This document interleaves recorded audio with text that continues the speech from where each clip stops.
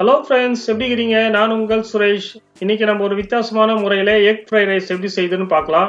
இந்த வீடியோவை நீங்கள் முதல் முறையில் பார்க்குறவங்களா இருந்தால் எங்களுக்கு சப்போர்ட் பண்ணுங்கள், சப்ஸ்கிரைப் பண்ணுங்கள், லைக் பண்ணுங்கள், உங்கள் ஃப்ரெண்ட்ஸ்க்கெல்லாம் ஷேர் பண்ணுங்கள், பெல் ஐக்கனை கிளிக் பண்ணிவிட்டு ஆல்ன்றதை ப்ரெஸ் பண்ணுங்கள். வாங்க வீடியோக்குள்ளே போகலாம்.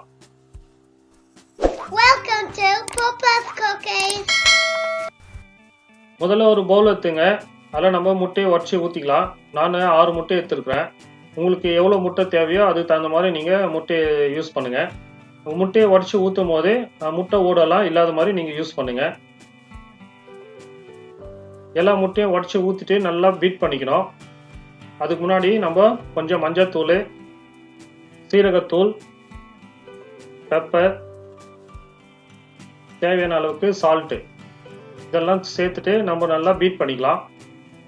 இது வந்து நல்லா நுர வர மாதிரி நல்லா பீட் பண்ணணும். அப்போ தான் நம்ம இது பாயில் பண்ணும்போது சூப்பராக சாஃப்டாக வரும் நல்லா. அதனால் நீங்கள் நல்லா இது மாதிரி பீட் பண்ணிங்க. நுர நல்லா வரணும். அது பார்த்தீங்களா, இது மாதிரி வர வரைக்கும் நீங்கள் பீட் பண்ணிகிட்டே இருக்கணும். அப்போ தான் டேஸ்ட்டு, சாஃப்ட்னஸ்ஸு எல்லாமே இதில் கிடைக்கும். இப்போ நம்ம பீட் பண்ணிட்டு தனியாக வச்சிடலாம்.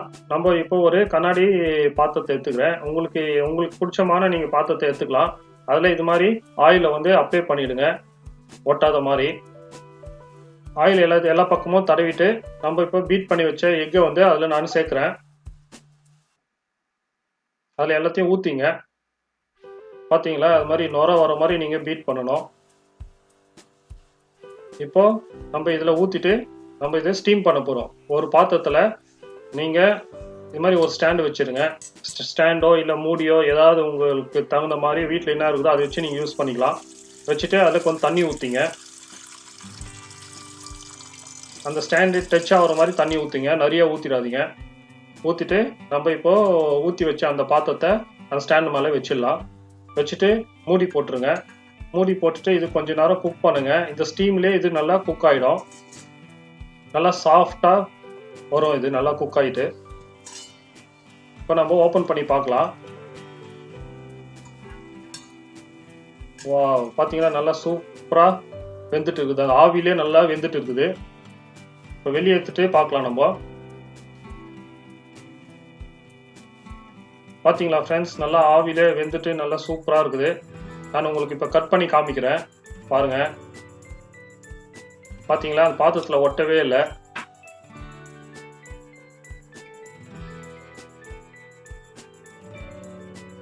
பார்த்தீங்களா, இது மாதிரி உங்களுக்கு என்னென்ன சைஸில் உங்களுக்கு விருப்பமோ அந்த சைஸில் கட் பண்ணிங்க. சின்னதோ பெருசோ நம்ம வாயில் கடிச்சு சாப்பிட்ற மாதிரி கட் பண்ணிங்க. பார்த்தீங்கன்னா நல்லா உள்ளே பார்த்தீங்கன்னா நல்லா சாஃப்டாக இருக்குது.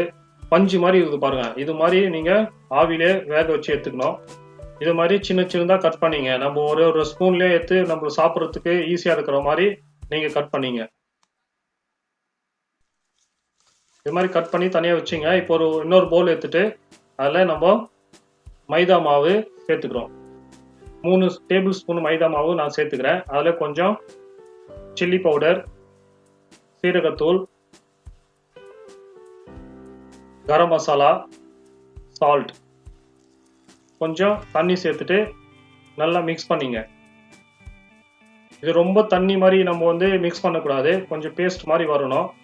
மிக்ஸ் பண்ணிவிட்டு நம்ம கட் பண்ணி வச்ச எக்கு துண்டுலாம் அதில் சேர்த்துட்டு மிக்ஸ் பண்ணிங்க. நல்லா கலக்குங்க. அந்த மசாலாலாம் இந்த எக்கில் வந்து நல்லா கோட் ஆகணும். அது மாதிரி கலக்குங்க. ஆனால் பார்த்து கலக்குங்க. அந்த பீஸ் எல்லாம் உடஞ்சிடக்கூடாது. கேர்ஃபுல்லாக கலக்குங்க. இது மாதிரி கலக்கிட்டு நம்ம உடனேவும் இதை நம்ம ஃப்ரை பண்ணலாம். இல்லைனா ஒரு 10 மினிட்ஸ் நீங்கள் வச்சுட்டோம் நீங்கள் ஃப்ரை பண்ணலாம். இப்போ நம்ம ஒரு கடாயில் எண்ணெய் எடுத்துக்கிறேன். நீங்கள் எந்த எண்ணெய் குக் பண்ணுற எந்த ஆயில் இருந்தாலும் நீங்கள் எடுத்துங்க, உங்களுக்கு விருப்பம் தகுந்த மாதிரி. எண்ணெய் கொஞ்சம் மீடியம் சூடானவொடனே நம்ம மசாலாலாம் கலக்கி வச்ச எக்குங்களெல்லாம் ஒன்று ஒன்றா நம்ம இந்த ஆயிலில் ஃப்ரை பண்ணலாம். ஒன்று ஒன்றா போடுங்க.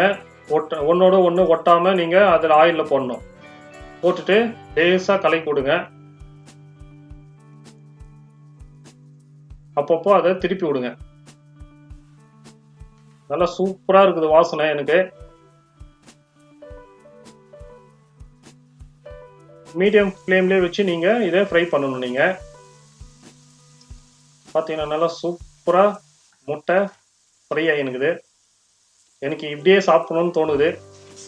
இப்போ இதை முட்டை வந்து ஃப்ரை பண்ணிட்டு நம்ம வெளியே எடுத்துடலாம்.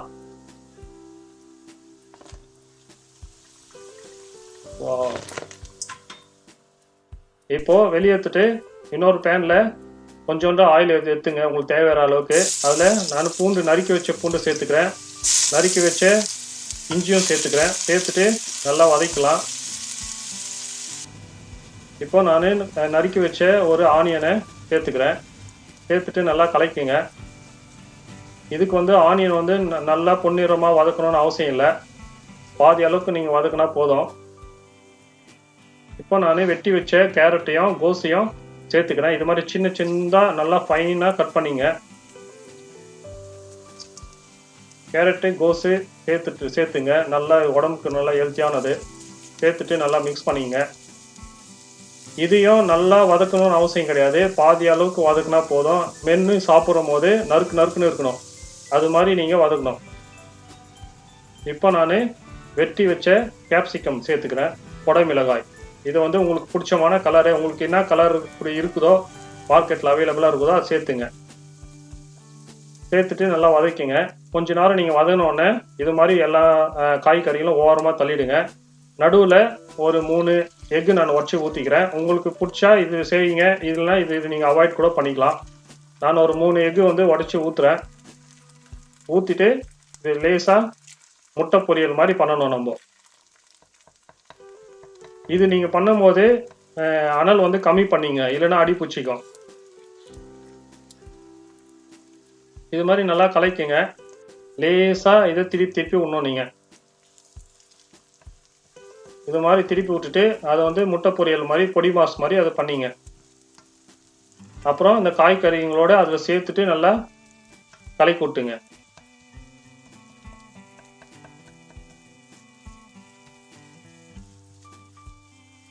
பார்த்தீங்களா ஃப்ரெண்ட்ஸ், முட்டையும் காய்கறியும் இப்போ ஒன்றா சேர்த்து நம்ம கலக்கிட்டோம். இப்போ நான் சில்லி பவுடர் சேர்த்துக்கிறேன், அப்புறம் பெப்பர் பவுடர் சேர்த்துக்கிறேன், கரம் மசாலாவுக்கு நான் சேர்த்துக்கிறேன். தேவையான அளவுக்கு உப்பு சேர்த்துங்க. சேர்த்துட்டு நல்லா மிக்ஸ் பண்ணிங்க.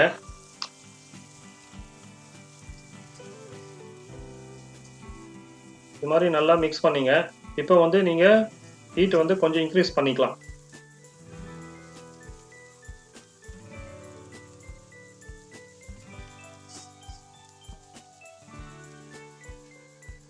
இப்போ வந்து நான் பாயில் பண்ணி வச்ச ரைஸ் சேர்த்துக்கிறேன். நீங்கள் இது மாதிரி உதிரியாக வடித்து வச்சிங்க ரைஸை. நான் ரைஸ் எப்படி வடிக்கணும்னு இன்னொரு வீடியோலேயே நான் சொல்லியிருக்கிறேன். நீங்கள் வந்து இது பாயில் பண்ணும்போது கொஞ்சம் சால்ட்டு கொஞ்சம் ஆயிலு சேர்த்துட்டு பாயில் பண்ணி எடுத்துங்க. தண்ணி எல்லாம் வடிகட்டிட்டு எடுத்துக்கணும் நீங்கள். இது மாதிரி வடித்து வச்ச ரைஸ் இதில் நான் சேர்த்துட்டு சோயா சாஸை நான் கொஞ்சம் சேர்த்துக்கிறேன். இப்போ நான் டொமேட்டோ கெச்சப்பையும் சேர்த்துக்கிறேன். சேர்த்துட்டு கொஞ்சம் லெமன் ஜூஸ். நீங்கள் நிறைய சேர்த்துறாதீங்க, நிறைய சேர்த்தீங்கன்னா புளிப்பாயிடும். நான் ஆல்ரெடி நம்ம டொமேட்டோ கெச்சப்பும் சேர்த்துருக்குறோம். இப்போ நான் சுகர் சேர்த்துக்கிறேன். சுகர் சேர்த்துட்டு நல்லா மிக்ஸ் பண்ணிங்க. ரைஸில் இது வந்து நம்ம போட்ட மசாலா, காய்கறி, முட்டை அதெல்லாம் நல்லா போய் மிக்ஸ் ஆகணும் ரைஸில் வந்து இந்த உடைய மசாலா ஸ்மெல்லு எல்லாமே அதில் இழுத்துக்கணும். அதனால நல்லா மிக்ஸ் பண்ணிங்க. இப்போ வந்து நீங்கள் வந்து ஃபுல் ஃப்ளேமில் வச்சு தான் நீங்கள் குக் பண்ணணும்.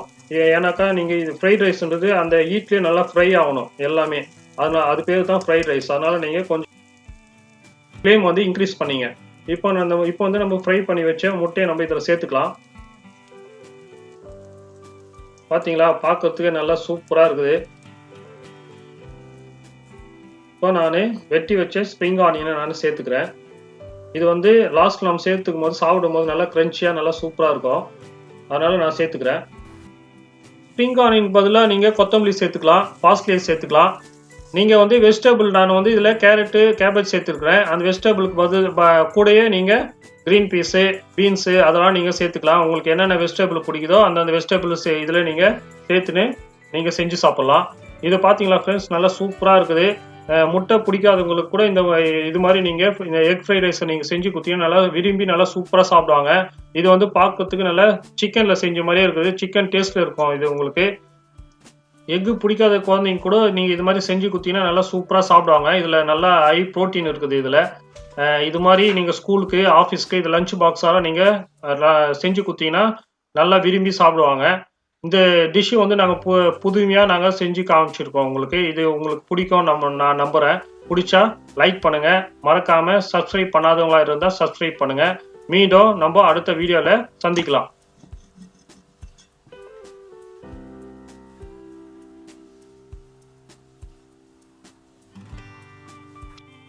Thanks for watching Papa's Cooking. Don't forget to like, share and subscribe.